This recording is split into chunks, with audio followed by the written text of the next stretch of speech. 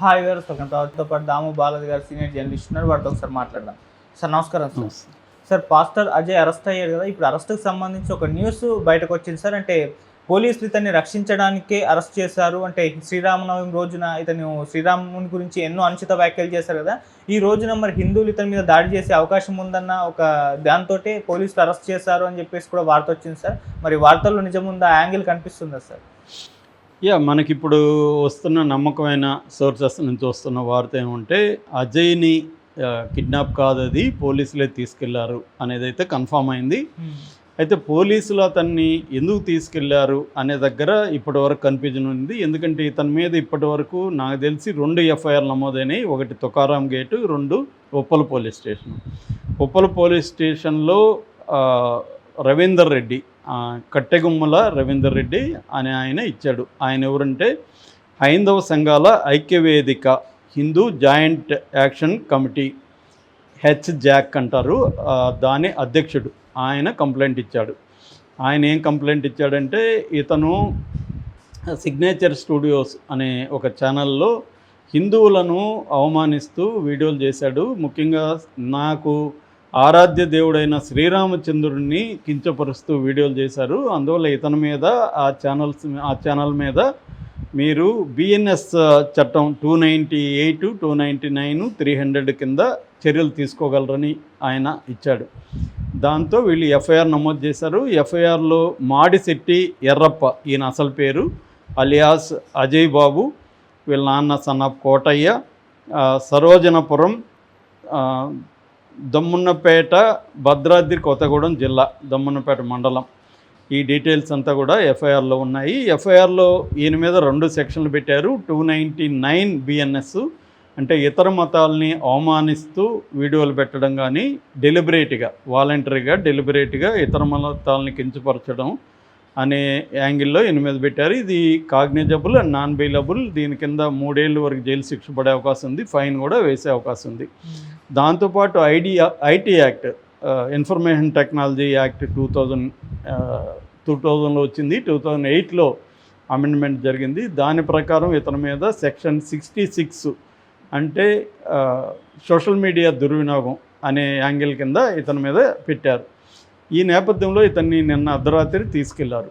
అయితే అందరూ ఏమనుకున్నారంటే, ఇప్పుడు కేఏ పాల్ వీళ్ళందరూ కూడా మాట్లాడారు, దీని మీద స్పందించారు. ఎందుకంటే ఆల్రెడీ ప్రవీణ్ని మృతి పట్ల ఒక గందరగోళ ఉద్రేక పరిస్థితి నెలకొన్న కాంటెక్స్ట్లో అజయ్ ఆల్రెడీ అనౌన్స్ చేశాడు, ప్రవీణ్ తర్వాత నన్నే చంపబోతున్నారు, ప్రవీణ్ది కూడా హత్యే.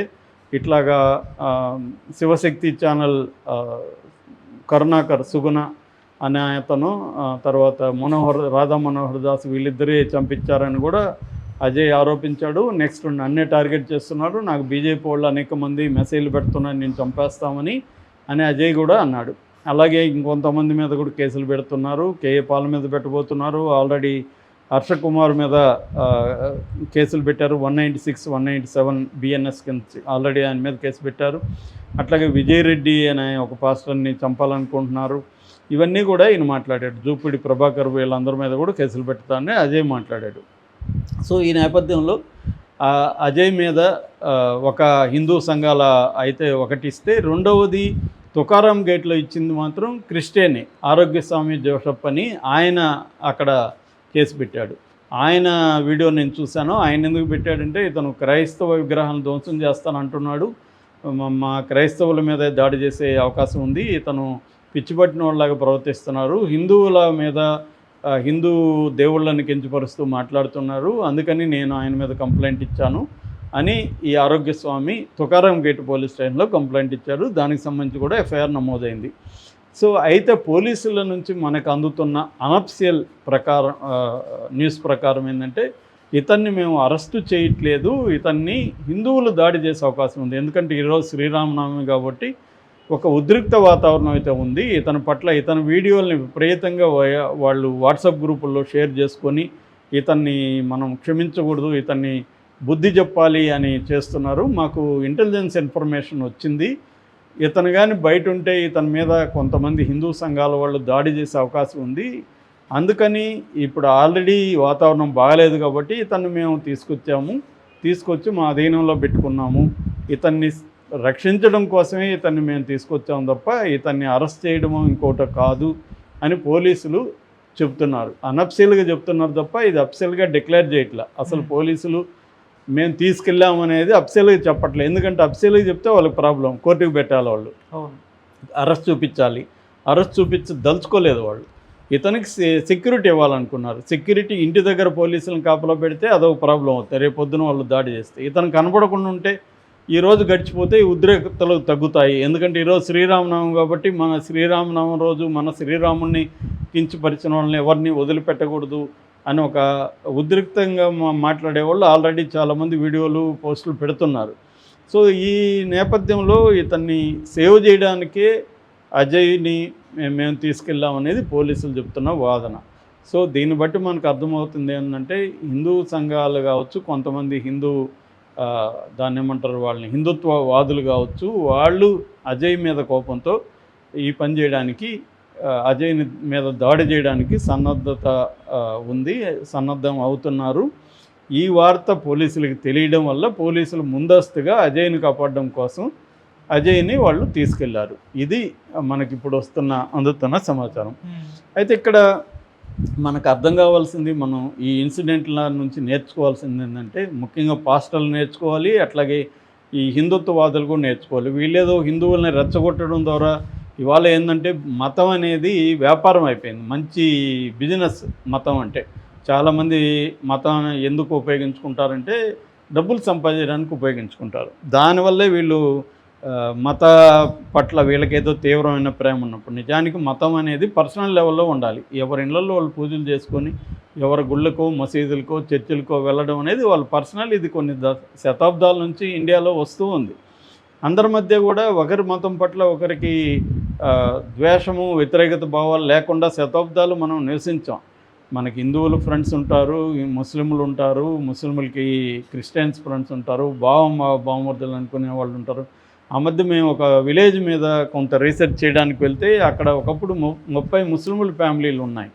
వాళ్ళందరూ కూడా అక్కడున్న హిందువులు ముస్లింలంతా కూడా వరుసలు పెట్టి పిలుచుకుంటారు. బావానో, పెదనాన్ననో, చిన్నాన్న ఇలా పిలుచుకుంటారు. బయట నుంచి చూసే వాళ్ళకి వీళ్ళు బంధువులేమో అనుకుంటాం. అలాంటి ఒక అమికబుల్ రిలేషన్షిప్స్ ఉంటాయి. ఆర్ఎస్ఎస్, బీజేపీ రంగంలోకి దిగి, ముఖ్యంగా బీజేపీ రాజకీయంగా ముస్లింలని హిందువులకి ఒక థ్రెట్గా, ఒక విలన్గా చూపించి తమ పబ్బం గడుపుకోవడానికి రంగంలోకి దిగింది. నిజానికి వాళ్ళకి హిందూ మతం పట్ల బీజేపీకి ఏం ప్రేమ లేదు. హిందూ మతాన్ని తమ అధికారానికి ఉపయోగించుకోవడానికే వాళ్ళు ప్లాన్ చేసుకొని ఈ ముస్లింలని ఒక విలన్స్గా చూపించడం, అదొక థ్రెట్గా చూపించడం. నిజమైన సమస్యలు ఏంటి? బేసిక్ మామూలుగా మనకి 3 రకాల నీడ్స్ ఉంటాయి. Living needs, livelihood needs, life style needs.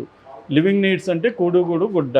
Livelihood needs అంటే తెలిసిందే, ఈ కూడుగుడు గుడ్డ కోసం, సంపాదన కోసం మనకి ఏదైనా లైవ్లీహుడ్డో జాబో కావాలి.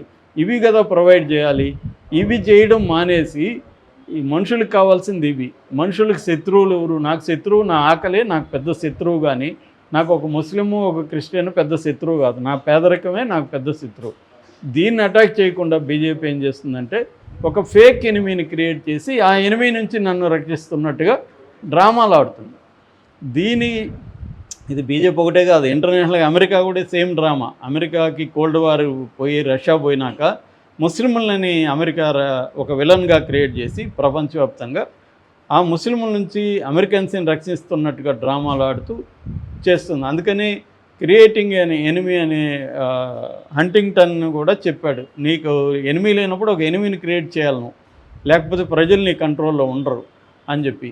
ఇప్పుడు మనకు అందుకనే మనం హిందూ ముస్లింలుగా కొట్టుకుంటూ మన అసలు సమస్యల్ని పక్కదారి పట్టాం. మనం కొట్లాడాల్సింది మనకు ఉద్యోగాలు రావాలని, లైవ్లీహుడ్ రావాలని, మనకు కూడుగుడ్డ ప్రొవైడ్ చేయాలని, మనకి వైద్యం సరిగా అందాలని, ఎడ్యుకేషన్ ఫ్రీగా ఇవ్వాలని, ఇది కదా కొట్లాడాలి. ఇవి వదిలేసి మనం పాస్టర్ల మీద హిందువుల మీద పాస్టర్లు, ఈ ఒక ఫేక్ దీంట్లోకి వచ్చేసాం. అది రోజు రోజుకి సోషల్ మీడియా వచ్చినాక పెరుగుతుంది. అందుకని పాస్టర్లు కానీ హిందూ మతవాదులు కానీ సంయమనం, టాలరెన్స్ అనేది పెంచుకోవాలి. ఒకరి దేవుళ్ళని ఒకరికి కించపరచకూడదు. ఇతను కూడా నోటి దూల తగ్గించుకోవాలి. అజయ్ కూడా అనవసరంగా హిందూ గాడ్లని, శ్రీరాముల్ని వాళ్ళని విమర్శించాలని అవసరం లేదు.